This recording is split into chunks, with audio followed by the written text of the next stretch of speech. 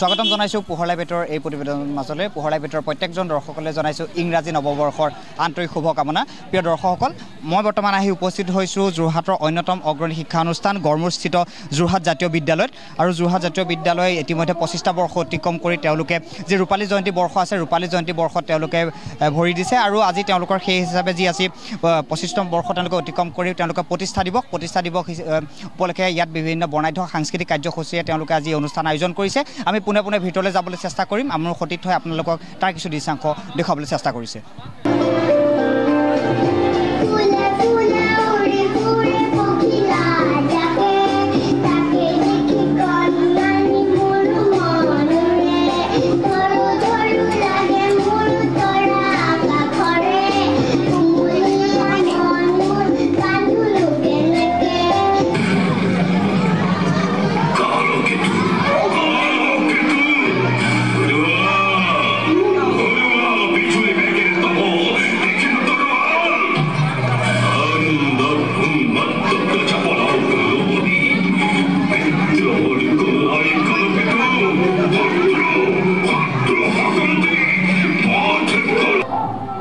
প্ৰিয় দৰ্শকসকল, মোৰ লগত যোৰহাট জাতীয় বিদ্যালয়ৰ যি সভাপতি পুলিন ফুকন ডাঙৰীয়া আছে।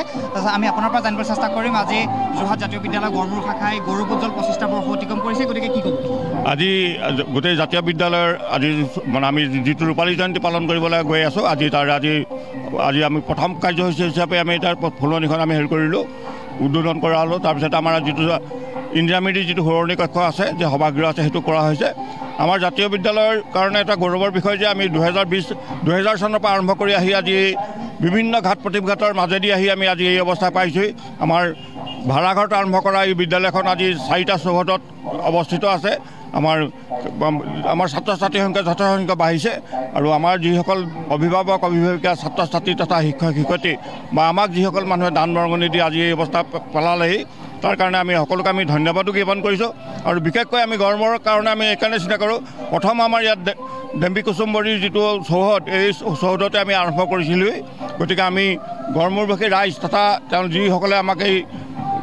মানে অনুদানটো দিছিলে, তেখেতলোকক আমি পুনৰ ধন্যবাদ জ্ঞাপন কৰিছোঁ। আৰু আমাৰ আগন্তুক যিটো আমাৰ ৰূপালী জয়ন্তী বৰ্ষ আমি পালন কৰিছোঁ, আমি সকলোৰে সহায় সহযোগিতা কামনা কৰিছোঁ। আৰু আমি আশা কৰোঁ যে সদৌতি ৰাইজৰ আমি সহায় সহযোগিতাত আমি অধিৱেশনখন আমি যিটো আমাৰ ৰূপালী জয়ন্তী উদযাপন আছে, আমি সেইটো সুন্দৰভাৱে আমি সফলতাৰে আমি সমাধা কৰিব পাৰিম। ধন্যবাদ। চাওক, যেতিয়া কোনোবা এটা কাম আপুনি হাতত লয়, সেই যেতিয়া 25 বছৰত উপক্ৰম হয়, তেতিয়া সফল ডেকা বুলি কোৱা হয় বা সফল যৌৱনা মানে যুৱতী। এটা অনুষ্ঠানৰতো তেনেকুৱা কোনো নাথাকে, কিন্তু 25 বছৰ যে পাৰ কৰাটো কিমান ডাঙৰ সফলতা, যে 25 বছৰ পাৰ কৰা নাই তেওঁলোকে নাজানিব। আমাৰ অৱশ্যে বিদ্যালয়ৰ প্ৰতিষ্ঠাৰ আমাৰ বিদ্যালয়খন অলপ যিহেতু ব্যতিক্ৰমী বিদ্যালয়, আমাৰ বিদ্যালয়ৰ পৰিচালনা সমিতি গঠন হোৱা 99 চনত তাৰ ৰূপালী জয়ন্তী ইতিমধ্যে আৰম্ভ হ'ল, মানে হৈছে 25 বছৰ হ'ল। সেইকাৰণে আমাৰ প্ৰতিষ্ঠা দিৱসটোহে 25তম প্ৰতিষ্ঠা দিৱস। কিন্তু আমি আচলতে যদি সেই বিদ্যালয় আৰম্ভ কৰা বুলি ধৰোঁ, 2000 চনৰ পৰা বিদ্যালয় আৰম্ভ কৰিলে আমাৰ এই বছৰ 25 বছৰত আমি ভৰি দিছোঁহে। আমি 25টা মানে আমি হ'ব। আৰু যিহেতু এতিয়া আমি গড়মূৰ শাখাৰ আমাৰ যিটো 2 নং চৌহদ, এইটোৱে আমি চৰকাৰী যিটো ঠিকনা দিব লাগে, আমি তাত 2 নং চৌহদটোকে মুখ্য কৰিছোঁ। গতিকে তাত আমি পাতিছোঁ ৰূপালী জয়ন্তীৰ মানে ভৰি দিবলৈ ওলোৱা মুহূৰ্তটো আমি ইয়াত উদযাপন কৰিছোঁ। কিন্তু ইয়াৰ সামৰণি পৰিব আচলতে 2026 চনত। কাৰণ আমাৰ 2000 চনত বিদ্যালয় আৰম্ভ হ'লেও ভাড়াঘৰত আৰম্ভ হৈছিল। তাৰপিছত 2001 চনত আমি এই মাটিখিনি আমি দান পাওঁ। দান সূত্ৰে পোৱা মাটিখিনি ঠিক ঠাক কৰি আমি বিদ্যালয় আৰম্ভ কৰোঁ 2003 পৰা। একে সময়তে সমসাময়িকভাৱে একে বছৰতে ছেপ্টেম্বৰ মাহত 2003 চনত আমি দৰঙিচুক শাখাটো নিজৰ মাটিলৈ আমি যাওঁ, অৰ্থাৎ ভাড়াঘৰৰ পৰা আমি নিজৰ মাটিলৈ যাওঁ। গতিকে তেনেকৈ চালে শাখাবিলাকৰ ৰূপালী জয়ন্তী হ'ব আমাৰ আচলতে 26ত। আৰু লগতে যোৰহাট জাতীয় বিদ্যালয়ক কেন্দ্ৰ কৰি আৰু এটা অনুষ্ঠান জন্ম হৈছিল, অসম জাতীয় শিক্ষা সমন্বয় পৰিষদ, যাক আমি জাতীয় শিক্ষা সমন্বয় পৰিষদ কওঁ। তেওঁলোকেও আচলতে এই 2024 25 আগষ্টৰ পৰা আৰম্ভ হোৱা অনুষ্ঠানটো ছেপ্টেম্বৰত আৰম্ভ হৈছিল। ছেপ্টেম্বৰৰ পৰা আৰম্ভ হৈ সেই অনুষ্ঠানটোৰো 25 বছৰ হ'ব। গতিকে আমাৰ হাতত এটা ডাঙৰ আচলতে কাৰ্যসূচী আছে। যোৰহাট জাতীয় বিদ্যালয় তাৰ সেই অধিৱেশনখনো পাতিব। গতিকে আমাৰ বিদ্যালয়ৰ আচলতে আজিৰ পৰা আৰম্ভ হ'ল, 26 ছেপ্টেম্বৰত শেষ হ'বগৈ। গতিকে আমাৰ অত্যন্ত আমি সুখী তাতোতকৈ ডাঙৰ কথা আমাৰ যোৰহাট জাতীয় বিদ্যালয় আমাৰ এটা আমি বান্ধি গৈছোঁ যে মই য'ত আমি হয় সেইখনেই যোৰহাট জাতীয় বিদ্যালয় আমাৰ মই কথাটো নাখাতে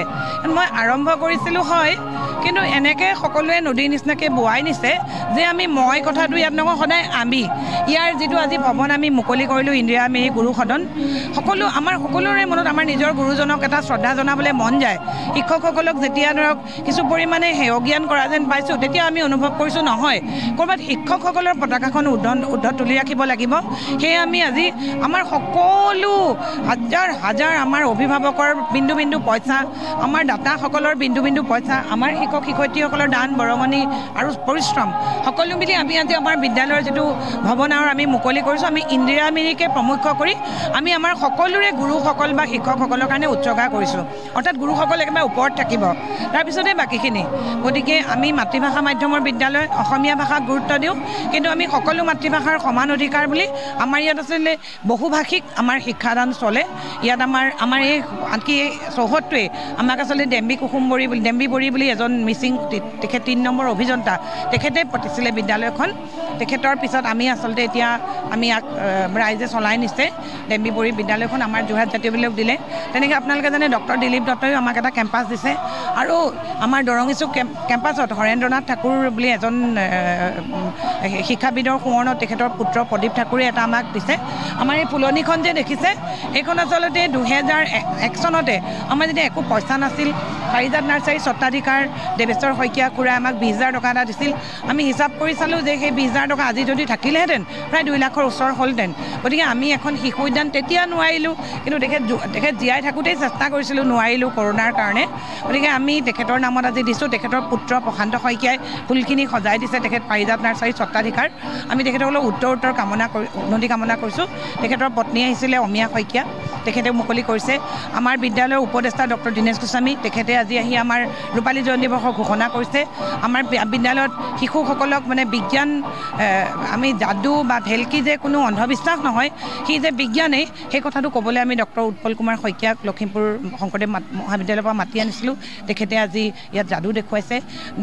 শ্ৰীযুতা ৰূপশ্ৰী মানে বাইদেউ ৰূপশ্ৰী গোস্বামী বাইদেউ ৰাণী দেৱী বৰা বাইদেউ আমাৰ অদিতি বেজবৰুৱা বাইদেউ ডক্টৰ নিৰ্মলা শৰ্মা বাইদেউ স্মৃতিলেখা বৰুৱা বাইদেউ এইসকল আমাৰ আচলতে প্ৰশিক্ষক বিভিন্ন সময়ত তেখেতসকলে প্ৰশিক্ষণ দিছে আমাৰ ইয়াত ডক্টৰ দেৱব্ৰত শৰ্মা আছে যুগান্ত বৰা ছাৰ আছে আমাৰ ডক্টৰ দীনেশ গোস্বামী আৰু অসংখ্য প্ৰশিক্ষক আছে পদ্মনাথ কাকতি ছাৰ আছে মুকুল শৰ্মা আছে আজি আমি সকলোকে সুঁৱৰিছোঁ আমি বাতৰিত নিশ্চয় বিজ্ঞপ্তিত আমি আপোনালোকক দিম যে কিমানসকল প্ৰশিক্ষকে আমাক দি গ'ল 25 বছৰবিলাকত আমি তেখেতসকলক বাৰে বাৰে সুঁৱৰি যাম এইখিনিকে কৈ মই আপোনালোকক ধন্যবাদ জনালোঁ মই এই যোৰহাট জাতীয় বিদ্যালয়ৰ তৰফৰ পৰা পোহৰ লাইটৰ সমূহ কৰ্মকৰ্তালৈ মোৰ আন্তৰিক ধন্যবাদ জ্ঞাপন কৰিছোঁ আজি যোৰহাট জাতীয় বিদ্যালয় 2000 চনত ইয়াৰ প্ৰতিষ্ঠা হৈ আজি 24 বছৰ সম্পূৰ্ণ কৰিলে এই 24 বছৰৰ পিছত আমাৰ যোৰহাট জাতীয় বিদ্যালয়ে এটি চিন্তা কৰিছে যে গোটেই বৰ্ষটো 24 বৰ্ষটো এই ৰূপালী জয়ন্তী বৰ্ষ হিচাপে আৰম্ভ কৰিব আৰু তাৰ আজি আৰম্ভণি হৈছে আজি ইয়াৰ প্ৰতিষ্ঠা দিৱসো আৰু এটা কথা কৈ ভাল পাইছোঁ যোৰহাট নগৰত অসমৰ এখন মানে ব্যতিক্ৰমী বিদ্যালয় যোৰহাট জাতীয় বিদ্যালয় এইকাৰণে এই বিদ্যালয়খন এটা চিন্তা চৰ্চাৰে আগবঢ়োৱা হৈছিল এইখন বেচৰকাৰী কিন্তু ই ৰাজহুৱা কোনো ব্যক্তিগত নহয় সাধাৰণভাৱে আমি দেখোঁ যে বেছিভাগ বেচৰকাৰী স্কুলেই ব্যক্তিগত আৰু এই বিদ্যালয়খনে এই যোৱা 24টা বছৰত যথেষ্টখিনি ভাল ছাত্ৰ ছাত্ৰী এই বিদ্যালয়ৰ পৰা উত্তীৰ্ণ কৰা বিভিন্ন হেৰিলৈ পঠিয়াবলৈ সক্ষম হৈছে আৰু তাৰ লগে লগে ইয়াৰ আৱেগিক যিটো বিকাশ এটা সৰু ভাড়াঘৰ আৰম্ভ হোৱা বিদ্যালয়খনে এতিয়া এটা বৃহত্তৰ ৰূপ লৈছে এতিয়া প্ৰায় 4টা চৌহদ যোৰহাটত এই বিদ্যালয়খন চাৰিওফালে সিঁচৰিত হৈ পৰিছে প্ৰায় 600-700 ছাত্ৰ ছাত্ৰী আৰু প্ৰায় আমাৰ এতিয়া 1400-1500 অভিভাৱকৰে আমি এটা পৰিচালনা সমিতি আৰু আমাৰ সকলোৱে লগ হৈ এটা বৃহৎ পৰিয়াল আৰু আমি আশা কৰিছোঁ এই যোৰহাট জাতীয় বিদ্যালয়ে পঢ়া শুনাৰ মাজেদি ছাত্ৰ ছাত্ৰীসকলক ভাল ফলাফল দিয়াৰ লগতে মানুহ গঢ়ি তোলাৰ যি চিন্তা এই বিদ্যালয়ত তাৰ আখৰা চলি আছে আৰু মই ভাবোঁ যে যোৰহাট জাতীয় বিদ্যালয়ৰ যিসকল ছাত্ৰ ছাত্ৰী ইতিমধ্যে ইয়াৰ পৰা ওলাই গৈছে তেওঁলোকে নিজক সংস্থাপিত কৰিবলৈ নিজক আগবঢ়াই নিবলৈ চাকৰিৰ উপৰিও তেওঁলোকে নিজক প্ৰস্তুত কৰিবলৈ শক্তি পাইছে আৰু নিজক প্ৰতিষ্ঠা তেনেধৰণে কৰিছে সেয়েহে মই আশা কৰিম সমগ্ৰ যোৰহাটবাসীয়ে যাতে এই যোৰহাট জাতীয় বিদ্যালয়ৰ আগন্তুক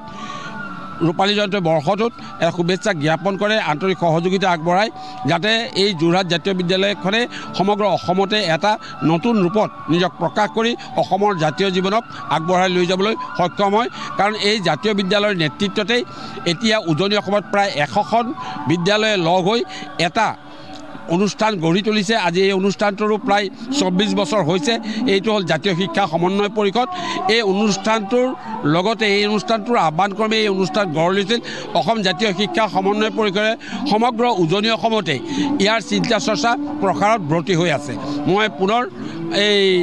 অনুষ্ঠানটোলৈ আপোনালোক পোহৰ লাইটৰ পৰা ইয়াত আমাৰ এই সহযোগিতা আগবঢ়াবলৈ অহাৰ কাৰণে ধন্যবাদ জ্ঞাপন কৰিছোঁ প্ৰিয় দৰ্শকসকল মোৰ লগত যোৰহাট মহাবিদ্যালয়ৰ অধ্যক্ষ ডক্টৰ দেৱব্ৰত শৰ্মা ছাৰ আছে ছাৰ আপুনিও এই বিদ্যালয়ৰ অন্যতম উপদেষ্টা গতিকে কি ক'ব আজি যোৰহাট জাতীয় বিদ্যালয় 2000 চনৰ আজিৰ তাৰিখত যিজন মানুহৰ হাতেৰে জন্ম লভিছিলে ডক্টৰ দীনেশ চন্দ্ৰ গোস্বামী অসমৰ এজন বিশিষ্ট বৈজ্ঞানিক অলপ আগতে তেখেতৰ বক্তব্য আমাৰ সকলোৰে আগত কৈ গ'ল বৈজ্ঞানিক মানসিকতা গঢ়ি তোলা সম্পৰ্কত আৰু তেখেতৰ মুখেৰে আজি 24 বছৰ পিছত ৰূপালী জয়ন্তী বৰ্ষৰ আৰম্ভণি ঘোষণা হ'ল তাৎপৰ্যপূৰ্ণ কথাটো হৈছে এইটোৱে এনে বিদ্যালয় অসমত আৰু বহুত আছে বেচৰকাৰী বিদ্যালয় বহুত আছে কিন্তু বেছিভাগ বেচৰকাৰী বিদ্যালয় ব্যক্তিগত মালিকানাধীন তাৰ বিপৰীতে সেইবিলাক ব্যৱসায়িক লাভজনক প্ৰতিষ্ঠান অব্যৱসায়িক আৰু ৰাজহুৱা স্বাৰ্থ জড়িত ৰাজহুৱা সমিতিৰ দ্বাৰা পৰিচালিত এখন বিদ্যালয় 24 বছৰ ভিতৰত দুপে উন্নতি কৰি 4টাকে চৌহদৰ অধিকাৰী হোৱাটো আৰু আপোনালোকে আজি দেখাই পাইছে পোহৰ লাইফৰ সকলো দৰ্শক শ্ৰোতালৈ আমি অভিনন্দন জনাইছোঁ